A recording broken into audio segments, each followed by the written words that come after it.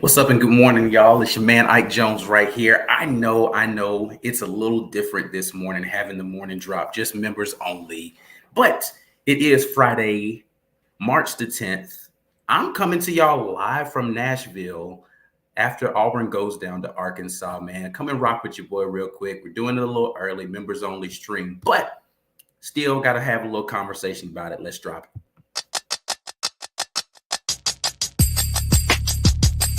You are now listening to the War Report. Drop. Morning drop right here with your guy Ike Jones, man. I appreciate everybody who is able to come in a little earlier than normal on the morning drop. You're rocking with your guy Ike Jones right here on the War Report. Once again, coming live from Nashville. If the stream is a little janky today, I apologize for that as well. The internet might not be as good here in the hotel, but I did want to make sure that I gave some opportunity for those of you who wanted to come in and react to last night's game to do that. So y'all come on in here and have a little conversation with me, man. We are talking about Auburn's loss last night to Arkansas in the SEC tournament. One and done again this year for the Auburn Tigers. So definitely not the outcome that we had hoped for as Auburn fans, but definitely a lot of fight shown by the team. Talked to Coach Bruce Pearl after the game in the media session, and he was, I asked him a question about the just the fight, not the fight necessarily, but the energy that the team had in the game. And he said it was ridiculous to question the energy of the team. They had plenty of energy, but to give credit to Arkansas. So we definitely want to give credit to Arkansas for playing a tough game. And listen, man, I said this on Twitter, and I'll repeat it right now. I think Arkansas was the better team for the vast majority of that game. They led 30-something minutes of a 40-minute game, like 37 minutes of the game or something like that. Arkansas was in the lead. So Arkansas definitely the better team last night. And Auburn falls by 3 points, man. A tough loss. Really had an opportunity to win it there at the end. The possession after the Nick Smith bucket, right? Wendell Green pushes it up the floor and tries to go get a quick one in transition and kind of dribbles it too far down into the paint, throws it underneath to Janai Broome, and it ended up being a turnover. Auburn fouls on the other end. Debo Davis, I think, is who was the recipient of the free throws at that point in time, hits 2 free throws. Auburn's down by 3. And then they try to get the ball to KD Johnson. KD comes up the floor, slips a little bit. They end up having to call a timeout. The play that came out of that timeout was actually a decent look to Wendell Green for a 3, but he wasn't able to connect on it, and Auburn goes down to Arkansas by 3 here in the second round, I guess, of the SEC tournament after getting that first round bye. So definitely a tough loss. A game really, again, I feel like Arkansas dominated for the vast majority after Auburn hit 2 free throws to open up the scoring from Jalen Williams. Arkansas goes on to score like 10 straight points or something like that. It's 10-2 before you know it. And Auburn doesn't really even score a bucket from the field. It was free throws only. Doesn't score a bucket from the field in like the first 5 minutes of the game. It was something ridiculous like that. I'm not looking at the stat sheet right now, but definitely was not a good opening to the game. And then, you get in claw back and you start to get into the, the nuance of the game. And Auburn is not really playing great defense during the vast majority of it. A lot of downhill drives and easy layups in transition off of turnovers and not getting back off of misses, right? Like Arkansas was pushing off of a miss. It didn't have to be a turnover. They're pushing it and getting easy buckets in transition there. So defense really was not great the entirety of the night. And then the glass got dominated on the glass, almost doubled them up on the glass, right? So the rebounding was notable for a team in Arkansas who doesn't really have height as far as big men. They're taller overall, right? They have tall guards, so they're going 6'7", 6'8", like from 1 to 5, right? It's a small ball lineup, which has given this Auburn team trouble for 2 years in a row. If we remember how that Miami game went last year in the NCAA Tournament, second round of 32. That lineup that allows you to go 6'5", 6'6", all the way through to, a 6'10" guard. Like Auburn has struggled with that in athleticism and length, especially in the in the back court. But so it was an interesting thing to see Auburn struggle so much on the glass against this team. And I think a lot of it was just due to the fact that we were trying to play zone. Arkansas still didn't shoot the ball from outside particularly well. So the 3-point shot's not what killed them. It's just, I think when we've gotten into these games where we've said, okay, we're going to take away perimeter shooting, or we're going to, try to force the ball to the paint, we haven't done a great job of paint protection. And so this is definitely one of those situations where you miss a premier shot blocker in Walker Kessler, in the type of defense that Bruce Pearl is allowing his guards to play out top, or his wing players to play on defense, is just funneling it to the paint, but you're not getting the premier rim protection that you really want to be able to get when you're playing that type of defense. And then they said to close out possessions properly, you need to be able to secure the glass, and we just didn't do a good job of that last night. So, but definitely, again, props to Arkansas for playing a really great game. They had a good game plan. They came in very ready for what Auburn wanted to present in terms of the zone. I think Coach Musselman and his staff looked at what we did from a zone defense standpoint in that first loss that Arkansas had to Auburn in Neville Arena, and came in with a very solid plan to say, we're not going to allow them to force us to just shoot shots from the outside, because they're not a particularly great 3-point shooting team. They're going to figure out sets and ways to get downhill against that zone. And they did a really good job of screening out high and allowing their guards to get ahead of steam going downhill. And then, because you're using, it's a 1-4 or 1-5 screen, a guard with their post player screening, that pulls your big man out higher, right? And so when you're getting downhill and you're trying to hedge against that to try to slow that momentum down, it either causes a switch with a smaller player on a big, so it allows you to get some good post touches, or it causes you to figure out how to try to scramble back in there and let your guard recover, which allows that downhill drive. And we just didn't play particularly good help defense off of that. I'm not sure why we were sticking so heavily to the shooters, as if they were shooting really well from the outside, but we were sticking a little bit too much, and the help defense just wasn't there at the second level to prevent the easy baskets and the straight line drives that we had. So, and then on top of that, when the big is out high, then the rebounds, their guards were doing a good job of getting in there and rebounding. So the rebounding disparity, I think, was the biggest story of the game. Only 10 turnovers, but some costly ones that stopped some momentum and some transition that we could have had. Arkansas was faster to loose balls than Auburn was. It's just overall, I felt like, Bruce Pearl said he didn't feel like it was effort, but I do feel like the urgency was there on the part of the Arkansas team a little bit more to get to those loose balls, to get to those rebounds above what the Auburn team was able to produce out there. So, but what he did say specifically was physicality. It felt like Arkansas was more physical throughout the game than Auburn was. And so I'll have to agree with that. That statement that physicality was being brought from one side and definitely was not being brought from the other side. It's just difficult to watch a team statistically obliterate Auburn, but only win by 3 points.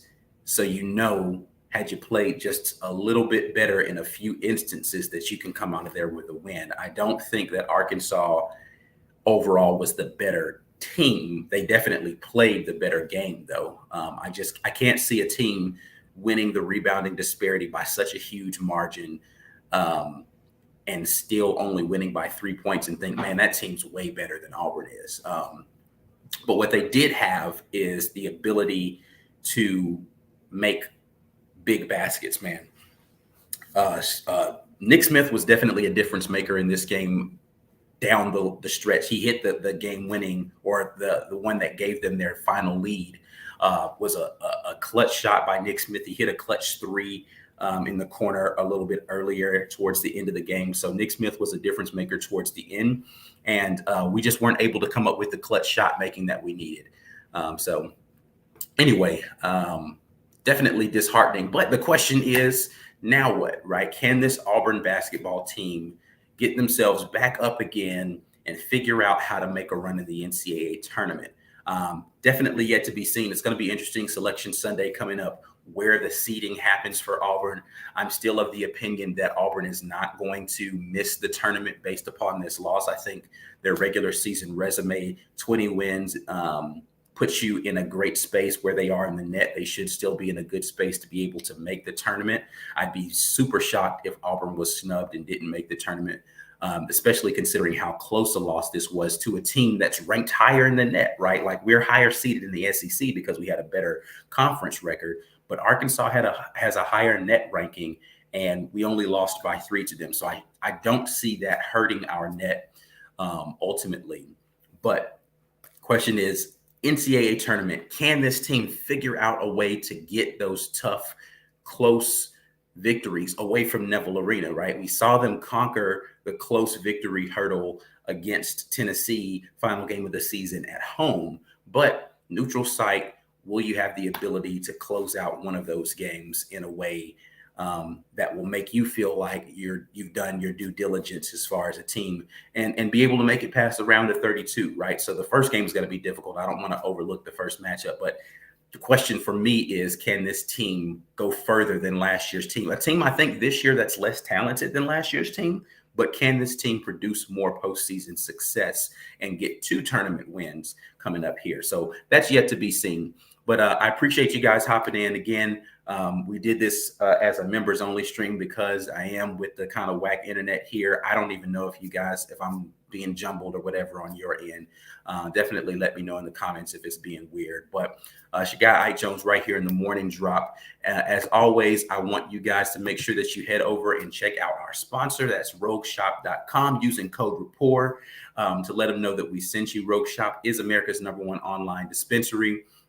And you have the opportunity there with the Rogue Shop to, if you're feeling stressed or you have anxiety about Auburn sports, because for whatever reason we like to give our fans anxiety, the Rogue Shop is definitely the place for you to be able to go. So go ahead on over there and use code rapport. That lets them know that you came from the War Report.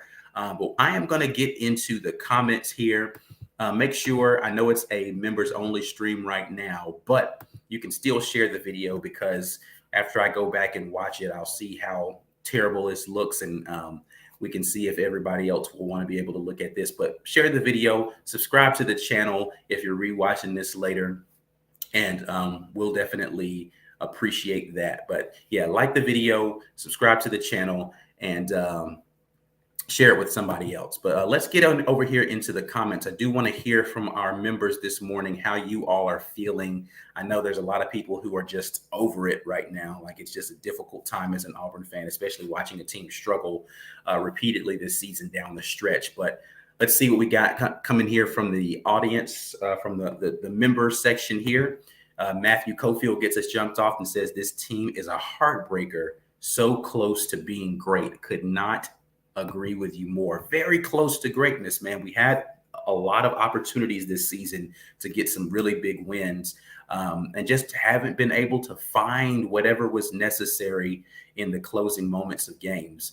I do like the fact that in this game, it looked as if, number one, I don't know how I neglected to say this, but KD Johnson, an amazing game yesterday. He did all of the things that I have been saying that KD Johnson needs to be able to do and has the capability to do to be really great as a basketball player. He just has that in the moment. It's not too big for me. I'm going to go out here and make something happen about him. And I did like that that last possession that Auburn had down by 3. The immediate thought was, let KD handle it, right? KD came up court, he slipped, and they had to call a timeout so they can get into something better. The only thing I didn't like about it, I felt like he dribbled a little bit too much. I would have rather seen him just get downhill and try to get a quick 2 and then turn it into a free throw contest. And maybe Arkansas slips and misses one, and you have the ability for a 3 to win it. He had about 14 seconds when he initially touched it, dribbled it down a little bit too much before that timeout, in my opinion. But I did like the fact that KD was the guy that Coach Pearl put the ball in his hands and let him go up the floor and try to make the decision on what was going to happen there. Just didn't get an opportunity to really even get a shot off in that scenario. So, but a great job by KD. He really stepped up in this game and was the reason why Auburn was able to stay in it. His defensive intensity was good. He scored the bucket when he had his opportunities to. Shot his free throws well, only missed one free throw in the entire game. So KD Johnson, huge game for that young man. Very proud of him and the effort that he put forth. Corey Weber says, anyone else feel fatigued with this season?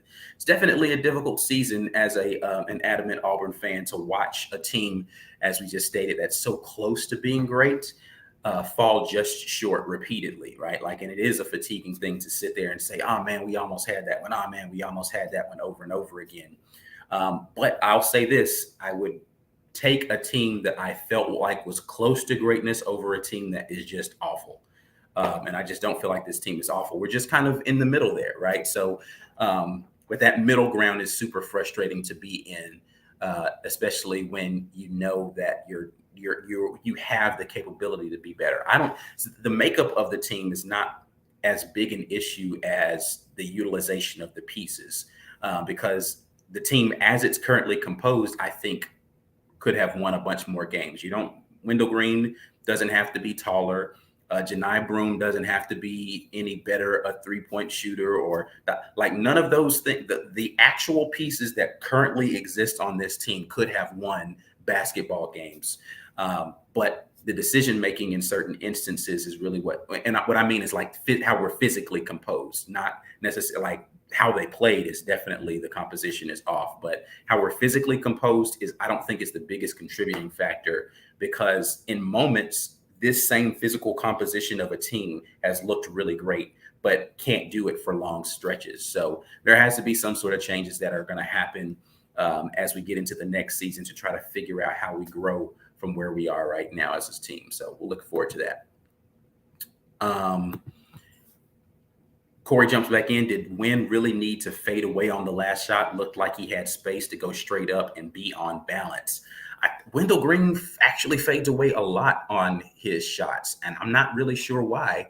I actually, it's interesting because I still think I would have gone to KD or Flanagan on that last shot rather than Wendell, even though Wendell had shot the three ball well earlier in the game. Didn't take a lot in the second half, but he had shot fairly well in the game. I think I still would have gone to KD or Flanagan on that last. It's a great play. The play design was really good. Jalen Williams did an amazing job of even coming down with the initial catch. But I think the inbounds pass, if I'm not mistaken, was from Chris Moore. I don't actually even remember who inbounded the ball, but great catch by Jalen to go up and snag it with one hand, turn and fire it to Wendell. I don't know that he had to fade it away. I need to go back and look. I haven't gone back and actually watched anything on film yet from this game because I was there live and the vantage point's not great in the arena to be able to see that sort of thing. The fading away definitely contributed to it coming up short. Let's see here. What do we have? Ernest says, did that L seed us better in the NCAA tournament? So there was, some people who have said that they'd rather have the lower seed in this tournament because they feel like it's going to be a better draw for Auburn. I don't know what draw we're going to get right now. Somewhere between 8 and 10, Coach Pearl said last night, is where we likely are going to be seated. So it's going to be interesting to see what draw we get and what region and all that kind of stuff. But listen, one game at a time. They have to figure out how to win the first one. So we'll see how it goes. George Miller jumps in and says, just got to be able to hit threes to keep the paint wide open. Shot 30-something% from three last night. Wasn't terrible. The guy that just didn't have any offensive production last night was Jalen Williams, oddly, right? Like he just wasn't he hit one shot, I think maybe two shots the whole game or something like that. Again, I'm not looking at the score sheet, but Jalen didn't produce a lot for us offensively last night, which I think if he has a little bit better offensive game, had a lot of shots that he could typically make that didn't go in. Of course, Jalen never gets foul calls when he's in the lane. I don't even understand how that is. Like, he gets pushed and bodied all the time, does not get those calls. But Jalen not super productive for us offensively. And he's typically a guy, why I mentioned him in that scenario, that can shoot the 3 ball and open up some of those things down low because of his ability to stretch the floor.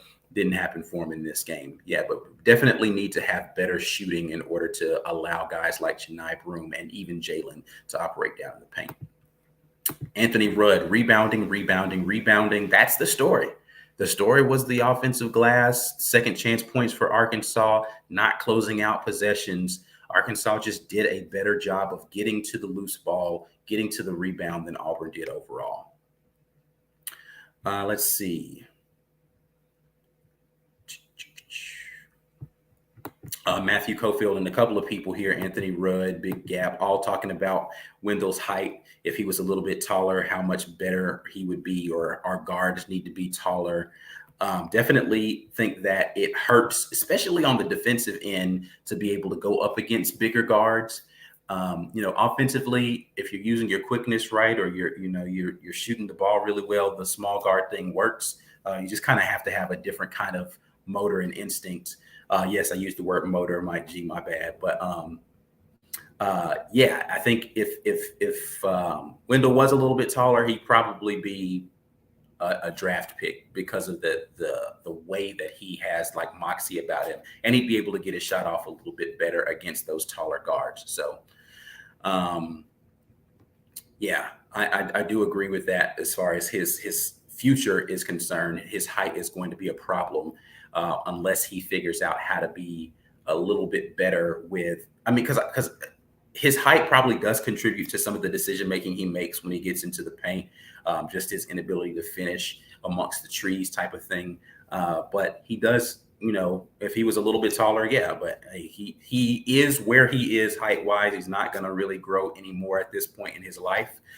So right now it's really about him figuring out how to improve his ability to make decisions, specifically dribbling too far into the paint without an idea of what he wants to do, or when he gets in there, being able to be under control a little bit more and not, just kind of barreling down in there,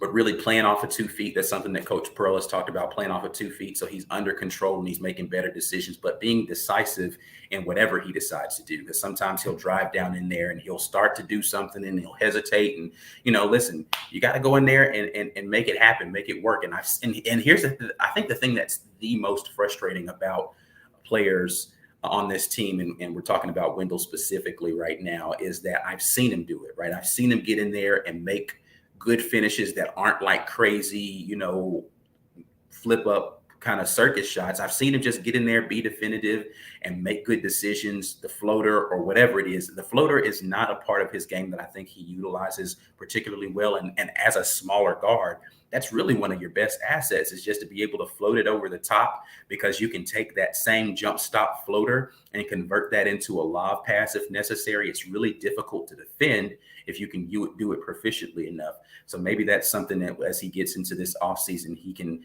try to work on a little bit more. It's just when he gets in there, let's figure out how to use that, playing off of 2 feet and floating it.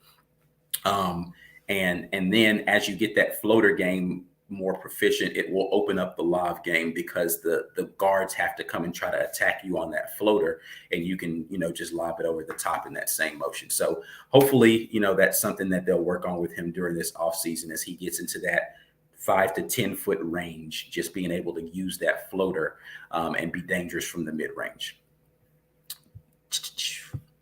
Let's see here. We got Ant Robinson. Some years you win those, some you don't, but this is one of those years we just couldn't pull it out. Agree, right? Like we haven't been able to close out those situations with any regularity really for the last 2 years. I think the difference last year was definitely you had Jabari Smith to be able to go to in those situations, to shoot a three. A 6'10" guy with good 3-point shooting ability is a different kind of proposition than a 5'10" guard trying to shoot in that scenario. So, kudos to Jabari last night for the super clutch three. That three, I don't know if you guys watched or saw the highlights of Jabari Smith hitting that three last night to send the game into overtime. But that was a nuts shot. Like, that shot was crazy for him to catch, gather, turn, and absolutely, like, no doubt, drop a three to go into overtime. Big shot there from Jabari Smith. And that's, listen, as after watching Auburn not do that consistently, hit that exact shot, you miss Jabari Smith that much more in the same night that he does it in the NBA. So props to that young man for going out there and being the beast that he is. Another guy who hasn't really been getting the love I think that he needs at the NBA level for a rookie that's out there really playing his butt off. So props to Jabari Smith. Anthony Rudd jumps back in. How do you feel about J. Will going 1 for 6? He's got to be more aggressive. Oh, man. I don't even know what to think about Jalen only taking 6 shots in that game. Like, I know KD played well and he took more shots than he typically has been in the last few games, or really this season. KD hasn't been taking a lot of shots. So those are some touches that Jalen would normally make or get. But, I mean, even the shots that Jalen took, he just didn't seem like he was under control. He didn't have that same I don't know. Like, usually when you see Jalen take those floaters or he takes those drives to the lane, he feels like he's really under control and he's composed. He just seemed kind of, I don't know, rattled when he was getting into the lane specifically. I think he took 2 threes during the game. Again, I'm not looking at the stat sheet, and I apologize. I normally would have that pulled up. But, you know, he didn't make them. But it never felt like Jalen was in the flow of the game. Even defensively, I just didn't see a lot from J. Will. He didn't have a lot of boards. Like, he just didn't have a great impact on this game. And that's a guy who Auburn needs to be able to be, 10 to 12 points. And they can be quiet points, right? Like, he doesn't have to go out there and score 20. He can get a quiet 10 and really just change the game, especially if he gets 1 or 2 threes in that. Right. So, again, stretching the floor. I didn't like much of what I saw from J. Will on the offensive end last night. And there's nothing memorable about what he did defensively as well. So I don't feel like he had a particularly good game. But this is, again, me watching it live in the arena. I have to go back and watch film and look at how he was rotating or not rotating, all that kind of thing. But offensively, a 1 of 6 night is not what we need from Jalen Williams to be a really good team. Big Gap says, sometimes I wish players would just shoot mid-range. It's wide open. We were awful from the mid-range last night. Awful. And we had it. Like, Flanagan had 2 or 3 in the lane. Jalen had a couple in the lane. Janai had a couple in the lane where, it was 5-footer, 7-footer, and we're shooting it short. It's just, we were terrible from the mid-range last night. But I agree with the statement that more people, it's not a high percentage shot. It's not, like, of the percentage shots that are out there for, risk reward type of thing. I know the mid range isn't sexy. I know it's not, what a lot of the analytic heads say you're supposed to do. You're supposed to get the high percentage layup / dunk, or you need to shoot threes. Mid range doesn't work in today's game. But because everybody knows that analytically people are trying to shoot threes or get layups, they don't defend the mid-range particularly well. You see very few people who are able to defend the mid-range well. So if you have a really good mid-range game, you become an unbelievably potent scorer.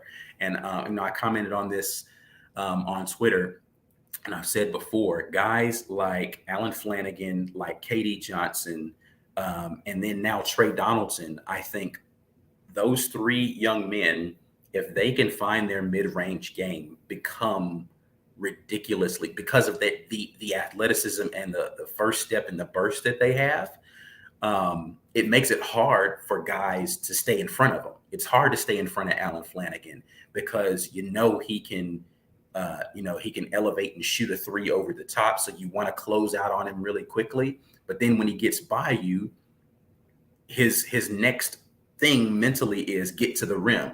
But if he can put the brakes on and give you something from 10 to 12 feet more consistently, Allen becomes an unstoppable scorer. Same thing for KD Johnson. Same thing now for Trey Donaldson, I think, who's a great athlete, but needs to be able to work on his mid-range because he gets to his mid-range easily. That mid-range jumper is there for him whenever he wants it. He shoots it willingly. Now, that's one thing I do like about Trey Donaldson is he shoots the mid-range willingly. He just needs to improve his proficiency in it. But if he can do that because of how easily he gets to that 10 to 12-foot jump shot, man, he's going to be a dynamic offensive player because he has great vision, and him being able to play composed in the mid-range means that those bigs have to come and contest that when he gets to that 10 to 12, and that's going to open that stuff over the top as well. So hopefully he gets to his ability to be able to do that is going to increase. Susan Scales said Jalen told Ira to keep Simo in the game because Simo was doing more. Big props to Chris Moore for just, I think how KD termed it, being a warrior last night, bleeding from the chin. He's been busted up multiple times this season. BP said this is probably the guy, he bleeds more than any player I think that he's ever coached. Simo was out there giving it a lot of heart, man. Some big free throws that he hit. Well, he hit one big free throw, and then he got the rebound off of his own miss of the free throw. Just a lot of good effort plays out there defensively, taking some I think he had a charge that he took earlier and getting a big steal. Just a lot of great effort and energy out of Chris Moore. He's a guy that we have sorely missed that energy from. And hopefully he is back to being that guy as we get into the NCAA tournament. Sean Brannon says, I love Bruce, I love win, but the definition of insanity is doing the same thing and expecting a different result. Certainly we can have a better plan for critical, I'm assuming moments would have been the next time word there. But yeah, it's tough to, I think what Bruce Pearl wants to do is give confidence to his players to be able to say, listen, we trust you to take and make this shot.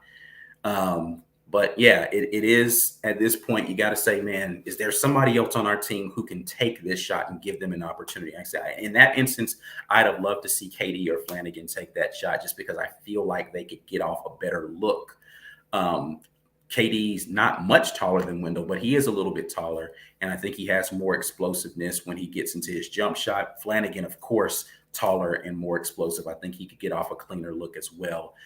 So I would have loved to see one of those two things happen, but you're going to live and die with the results that you have from your young guard out there. And hopefully, as Wendell's been able to miss these, that his confidence isn't so down that he's not, well, he doesn't seem to lack confidence in taking the shots. So hopefully he can go in and figure out how to make those a little bit more proficiently. But I think the bigger issue for me is not the last shot or because it was a good drawn up play, not even that Wendell took it. The issue for me was the play before that where he dribbles it down and then has the turnover. That's the bigger issue for me because that to me was really kind of the hinge point at the end of the game. You're down by one, you have the ball, and you really just need a bucket. Go get a better shot than that, right? Like that's really the bigger issue for me, not that last play.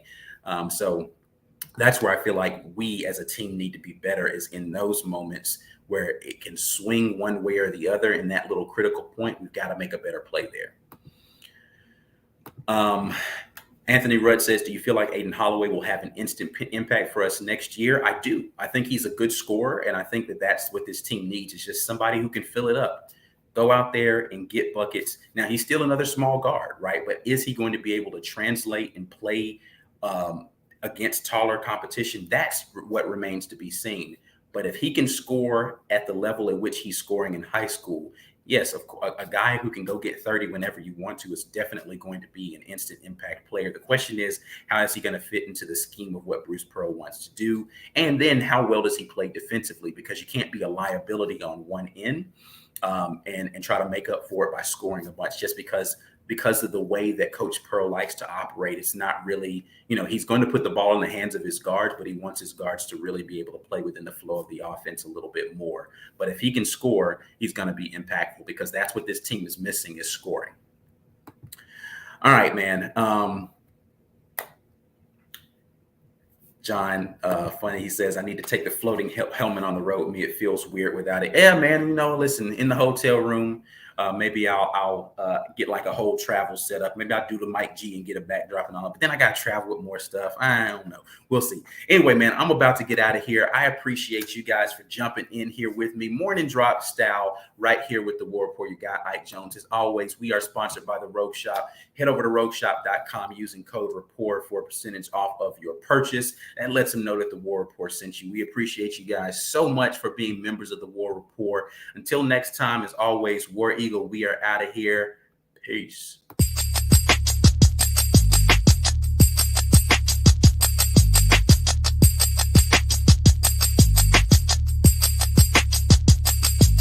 Drop.